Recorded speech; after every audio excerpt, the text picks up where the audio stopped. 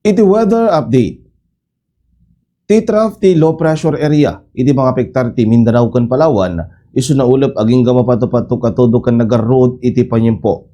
Ti matistarlis ti mga pektar ti Bicol Region, kan Quezon, isu na kuyam apasare na todo kan nagarroad iti panyempo. Kabayatan na ulap aging gamapato-pato katodo kan nagarroad iti panyempo, EJ Metro Manila, nabatbating apasat iti Pagalian, gapo iti localized thunderstorms.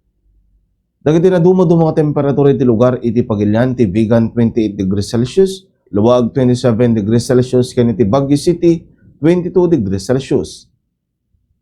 Iti Visayas, Iloilo City, Cebu City, ken Tacloban agpapada nga 27 degrees Celsius.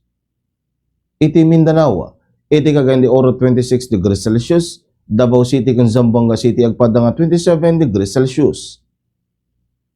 T-Index forecast itatangal daw 47 degrees Celsius iti Dagupan City, Pangasinan.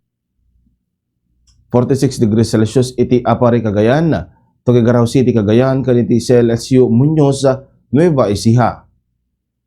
45 degrees Celsius iti Isu Itiaga Isabela, Baler Aurora, Kasiguran Aurora, Sangli Point, Cavite City, Cavite, San Jose Occidental Mindoro, kan iti Puerto Princesa City, Palawan.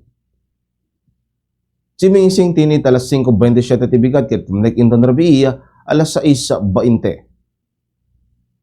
Dito ang weather update para ti Bombo News and Views. Siya ti Bombo John Joshua Kabatik, and this is Bombo Radio Philippines, the #1 and most trusted source of news and information.